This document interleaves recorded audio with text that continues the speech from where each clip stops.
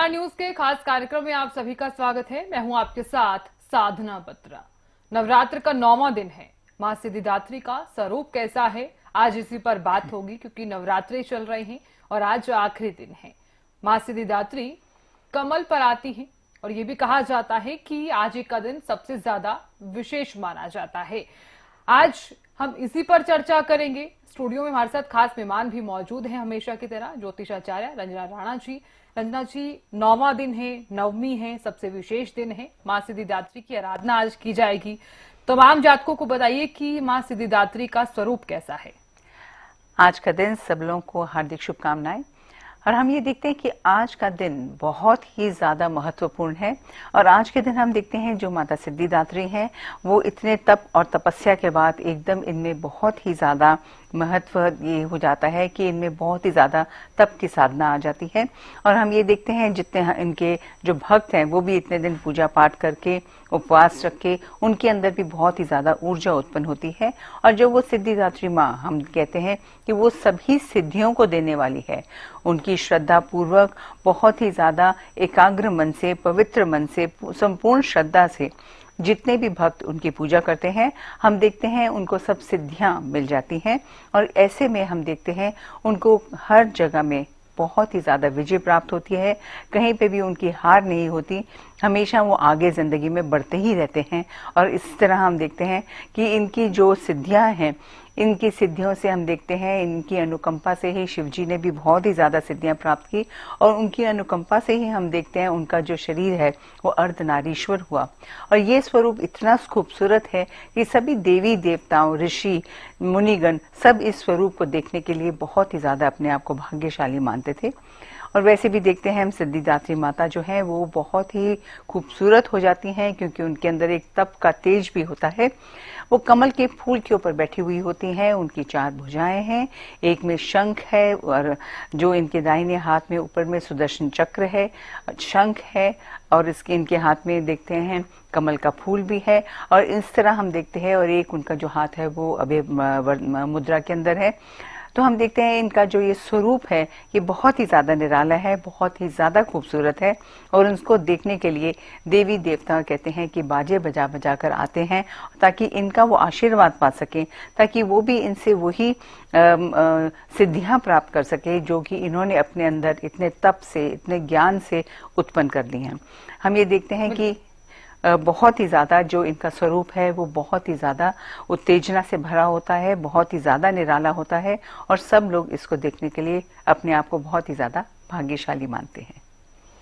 बिल्कुल रंजना जी, देखिए मां सिद्धिदात्री को जिस तरह से आज याद किया जा रहा है और उनकी आराधना भी की जा रही है। और ये भी कहा जाता है कि नवमी का दिन सबसे ज्यादा विशेष भी माना जाता है। जो जातक 8 दिन का व्रत रखते हैं, 8 से 9 दिन का व्रत रखते हैं, आज ही के दिन वो अपने जो व्रत हैं वो खोलते भी हैं। और ये भी माना जाता है कि सिद्धिदात्री हैं, तमाम कार्यों को सिद्ध करने वाली देवी हैं। जी, तो ये देखते हैं इनकी जो पूजा अर्चना है वो भी करने में बहुत ही ज़्यादा अच्छा रहता है, बहुत ही ज़्यादा खुशहाली से सब करते हैं। क्योंकि माता सिद्धिदात्री जो हैं इनको वैसे तो हलवा बहुत ही ज़्यादा पसंद है। और ये कहा जाता है कि इस दिन श्रद्धापूर्वक अगर गेहूं लेकर अपने हाथों से धोकर उसको अपने हाथों से पीस कर अगर आप हलवे का भोग बनाएंगे माता रानी के लिए तो बहुत अच्छा रहेगा। मगर क्योंकि ये 9 दिनों की जो पूजा पाठ उपवास रखा हुआ है तो इस दिन हम देखते हैं सिद्धिदात्री माँ जो है इनको 9 प्रकार के व्यंजन से इनको भोग लगाना चाहिए। 9 प्रकार के रस होने चाहिए, 9 प्रकार के फूल होने चाहिए, 9 प्रकार के फल होने चाहिए। तो हर इन 9 जो रस हैं उससे इनकी पूजा आराधना करेंगे तो ये बहुत ही ज़्यादा प्रसन्न होती हैं। वैसे तो देखिए जैसे कि हम लोग इतने 9 दिन तक जो 8 दिन तक जो पूजा पाठ करते आए हैं वैसे ही पूजा पाठ करनी है। और वैसे ही लाल पाटा लेके उनके ऊपर सिद्धि माता की जो है चित्र हो या उनकी प्रतिमा हो उसको रखे, गंगा जल से उनको अच्छे से अभिषेक कीजिए। और उसके बाद उनको पान, सुपारी, लौंग आदि और फल फूल उनके सामने रखिए। बट इस दिन एक ये बहुत ज़रूरी होता है कि इस दिन हवन करना बहुत ही ज़्यादा आवश्यक होता है। क्योंकि इतने दिन से जो हम पूजा पाठ कर रहे हैं, आज हमारे जो पूजा पाठ है, हमारी तपस्या है, उसका उद्यापन है, व्रत का उद्यापन करना है। तो इसलिए सारे लोगों को घर में बैठ के अच्छे से हवन करना चाहिए। और जब आप हवन करें उसमें आप ज़रूर 108 बार जो इनका मंत्र है, प्रिय मंत्र है, ओम ऐं ह्रीं क्लीं चामुंडा विच्चे नमः, इसका 108 बार इसकी आहुति डालिए। आराम से बैठकर इसको सारे घर परिवार के साथ वो आप कीजिए। उसके साथ आप दुर्गा सप्तशती का पाठ कीजिए और उसके बाद आप दुर्गा चालीसा का पाठ कीजिए एंड उसके बाद ही आप आरती कीजिए। ऐसे अगर आप आरती करके उसके बाद इनको भोग लगाइए, जैसे हमने बोला है कि 9 तरह के मिष्ठान होने चाहिए, 9 तरह के फल और फूल, ये सब चीज़ों से अगर हम बहुत ही सुंदर तरीके से अगर हम माँ की पूजा अर्चना करेंगे तो आप देखेंगे आपको माँ का संपूर्ण आशीर्वाद अवश्य प्राप्त होगा।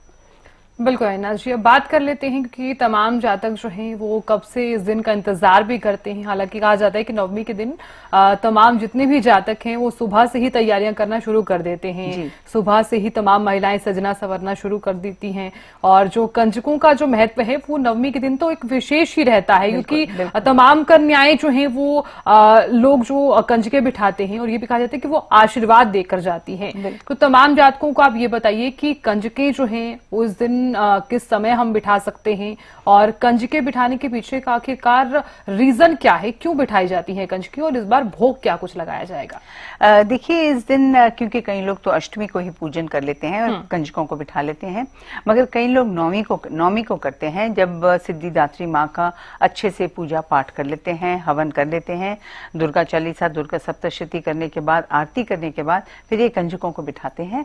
और हमेशा यही कहा है क्योंकि कंजके जो है दुर्गा माँ का स्वरूप है, इसीलिए 9 कंजके बिठाने का कहा जाता है कि 9 कंजके बिठाएं और उनको अच्छे से, जैसे हम बोलते हैं भोग लगाने के लिए 9 प्रकार की चीजें तो का हमको भोग लगाना चाहिए, मगर जो कंजके हैं उनके लिए भी हम देखते हैं कि उनको आप फल है, फूल है और जैसे व्यंजन है, जो भी आप देना चाहें आप दे सकते हैं। नॉर्मली जो लोग देते हैं वो होता है पूरी है, हलवा है, चने हैं, खीर है, रायता है और उसके साथ साथ जब भी कंजकों को घर में बुलाते हैं, क्योंकि हम देखते हैं 9 दिन में जो गौरी माँ है वो जो है वो पूरी उनमें बहुत ही ज्यादा ऊर्जा हो जाती है एंड दुर्गा माँ क्योंकि वो कंजक के रूप में मानी जाती हैं, इसीलिए हम देखते हैं कि उनको जब घर में बुलाते हैं उनको हम प्यार से आमंत्रित करते हैं, उनके हम चरण धोते हैं, उनको तिलक लगाते हैं और उनको हम अच्छे से जो भोजन है आग्रह करके बहुत ही मनोहार करके हमको भोजन कराना चाहिए। और उसके बाद दक्षिणा स्वरूप, जैसे पहले भी हमने बताया, अष्टमी वाले दिन भी उनको आप चूड़ी दे सकते हैं, उनको आप पायल दे सकते हैं, उनको आप चुनरी दे सकते हैं। और आजकल तो लोग हम देखते हैं कि पेन भी और कॉपी भी इस तरह की चीजें भी देते हैं, कई लोग वाटर बॉटल भी देते हैं, जैसे कि लंच बॉक्सेस भी देते हैं। जैसे जैसे समय हो उस समय आप उनको दे सकते हैं और जितने भी प्यार से आप इनको देंगे उतना ही ज्यादा आपको वो आशीर्वाद देके जाएंगी, क्योंकि वो उतना ही ज्यादा खुश होंगी। बिल्कुल अविनाश जी, हम अक्सर देखते हैं कि अगर नवमी है या अष्टमी है उस दिन भोग अगर हम लगा रहे हैं, तमाम जितनी भी कन्याएं हमारे घर में आई हैं, हलवा और पूरी और छोले, जी हाँ, ये खाना जरूर बनता है और ये भी कहा जाता है कि माता रानी को ये खाना जरूर पसंद भी आता है और भोग भी इसी चीज का लगाया जाता है। क्या कारण है कि यही चीजें ही बनती हैं भोग? सॉरी, यही चीजें बनती हैं क्योंकि इतने दिन हमने उपवास रखा है, तो हमने गेहूं नहीं खाया है, हमने हलवा भी नहीं खाया है, ऐसे हमने प्रसाद जरूर चढ़ाया है। नारियल इससे होता है क्योंकि नारियल के अंदर जो बहुत ही ज्यादा पौष्टिक आहार होता है, तो इस दिन अगर आप पौष्टिक आहार इस तरह का उनको देंगे तो बहुत ही ज्यादा प्रसन्न होती हैं। नारियल क्योंकि माता रानी को जरूर चढ़ाना चाहिए। और नारियल के बाद हम देखते हैं ये जितनी भी चीजें, क्योंकि 9 दिन के उपवास के बाद शरीर को हर चीज की जरूरत होती है, तो इसलिए आज के दिन नौमी वाले दिन जब हम माँ को भोग लगाते हैं, काले चने, क्योंकि काले चने होते हैं प्रोटीन से भरपूर होते हैं, तो वो उस दिन जरूर देने चाहिए। और अच्छे से हलवा जो बनाते हैं वो भी उसके साथ उसका भोग लगाना चाहिए। जितनी भी कन्याएं हैं उनको खीर और ये हलवा चने का अगर प्रसाद देंगे तो उनके लिए बहुत ही ज्यादा अच्छा साबित होगा। और साथ में अगर नारियल भी दे देंगे तो हम देखते हैं हर चीज में पौष्टिकता बहुत ज्यादा होती है, इससे हम पौष्टिक आहार भी हो जाता है। हमारी माता रानी है वो हमेशा यही चाहते हैं कि मेरे बच्चों को पौष्टिक आहार भी मिले, क्योंकि 9 दिन तक उन्होंने उपवास किया, उनके अंदर का जितना भी टॉक्सिन्स होती हैं वो भी खत्म हो गई हैं, तो अब उनको अच्छे से ये सब चीजें खाने से उनके लिए बहुत ही ज्यादा बेहतर रहेगा। बिल्कुल अविनाश जी, देखिए कि ये भी कहा जाता है कि माता रानी को मीठा भी बहुत पसंद है, तो चाहे आप हलवा बनाइए, चाहे पूरी बनाइए, चाहे खीर बनाइए। माता रानी को तो सभी पसंद आता है, वो तो बल्कि अपने भक्तों की हर वो मनोकामना पूर्ण भी करती हैं। बिल्कुल। और यही वजह है कि तमाम जातक जो हैं वो माता रानी के सामने अपनी अपनी चीजें भी रखते हैं और मनोकामना भी यही सोचते हैं कि हमारी मनोकामनाएं जो हैं वो पूरी भी होंगी, जरूर पूरी होती है माता रानी की। सिद्धि देवी है, ये सिद्धिदात्री हैं, हर कार्य को सिद्ध करने वाली देवी है ये।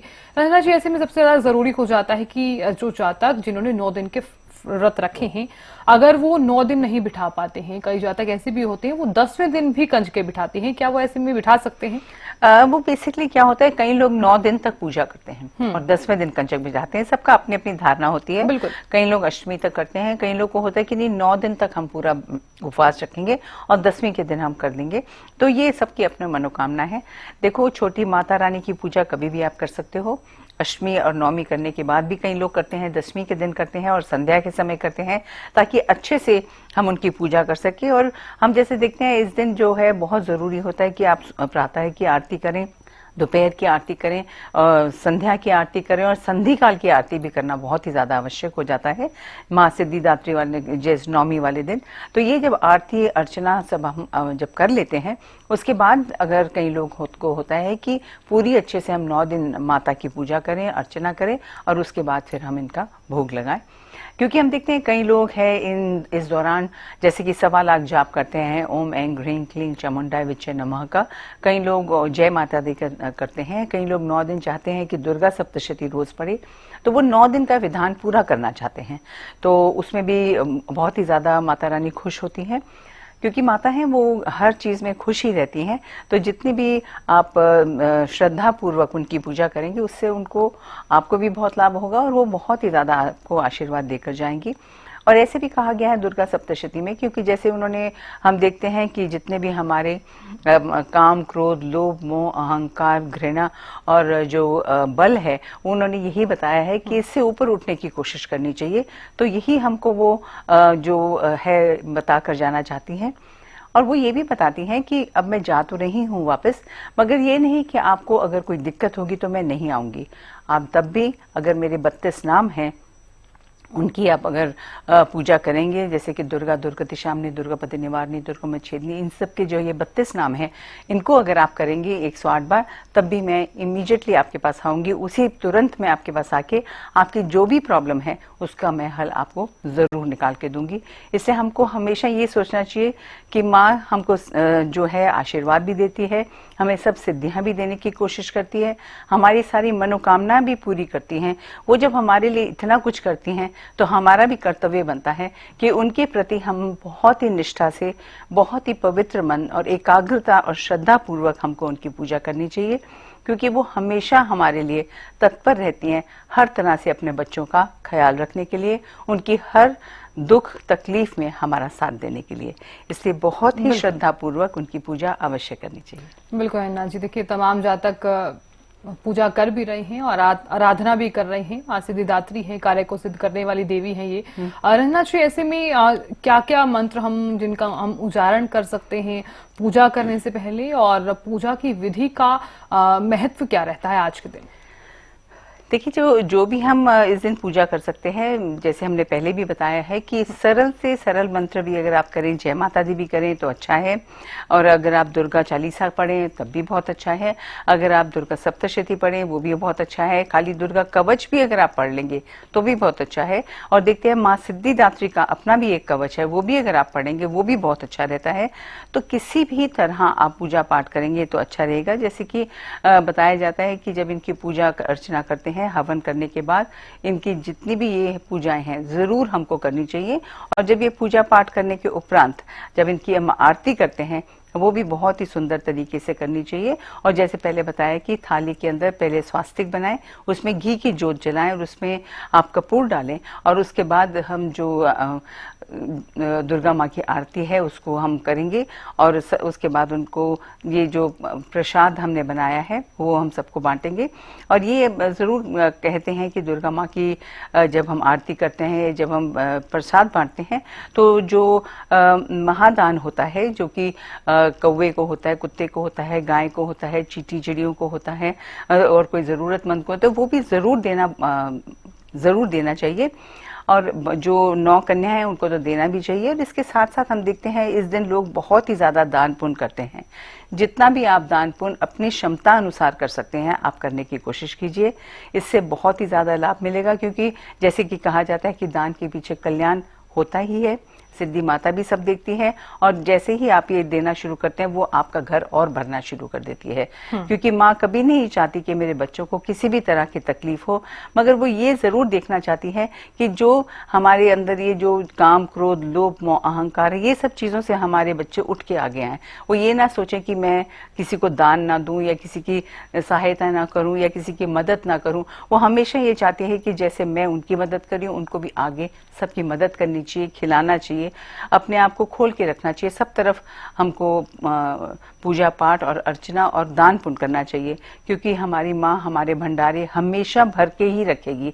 और उनको जितना भी हम कहते हैं कि जैसे माँ सिद्धिदात्री को जब हम चुनरी भी जब हम दे तो उसमें भी 5 मेवा डालकर उनको चुनरी में बांध कर उनको हमें अर्पण करना चाहिए। क्योंकि जो हम उनको अर्पण करेंगे वो हमको उससे कितनी गुना ज्यादा हमको देंगी। इसलिए बिल्कुल भी नहीं सोचना चाहिए कि मैं क्या दे रही हूँ, यही सोचना चाहिए कि वो मुझे और ही देंगे, जो भी मैं दूंगी और ही देंगे। जैसे कि हम लोग कहते हैं तेरा तुझको अर्पण क्या लागे मेरा। बिल्कुल अन्ना जी, अब बात कर लेते हैं क्योंकि जिस तरह से आप भी लगातार बता ही रही हैं कि पूजा का एक विशेष महत्व भी माना जाता है। पूजा के साथ साथ ये भी कहा जाता है कि आरती का भी विशेष महत्व रहता है। चाहे हम सुबह कर रहे हैं चाहे हम शाम को कर रहे हैं, लेकिन आरती जरूर करनी चाहिए। बिल्कुल, आरती करना बहुत ही ज्यादा आवश्यक होता है। क्योंकि हम ये देखते हैं कि हर चीज के पीछे एक साइंटिफिक बेस बनाया गया है। जैसे कि हम कहते हैं कि पंच महाभूत इसके अंदर ही विराजमान है।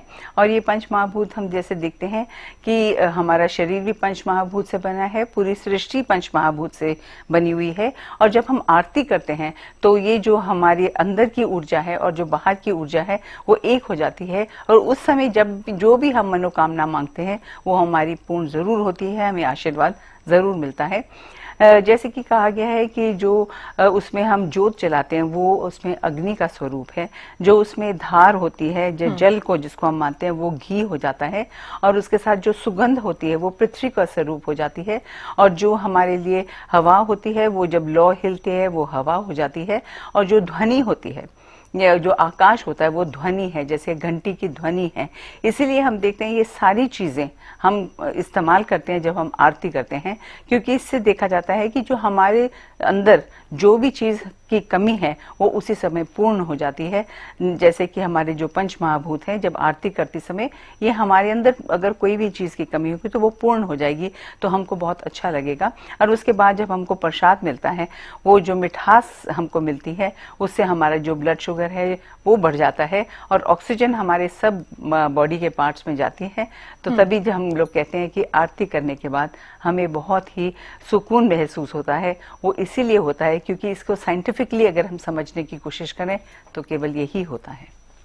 बिल्कुल अन्ना जी, अब बात कर लेते हैं क्योंकि कार्य को सिद्ध करने वाली देवी है ये। अगर किसी जातक का कोई काम सिद्ध नहीं हो रहा है तो ऐसे में क्या क्या उपाय वो कर सकते हैं कि कार्य जो है वो बहुत ही इजीली यानी कि सफलतापूर्वक सिद्ध हो जाए। चाहे वो कोई भी कार्य, चाहे शादी विवाह का कार्य हो या फिर आर्थिक स्थिति को लेकर भी हम अक्सर देखते हैं कि कई लोग बहुत ज्यादा परेशान भी रहते हैं।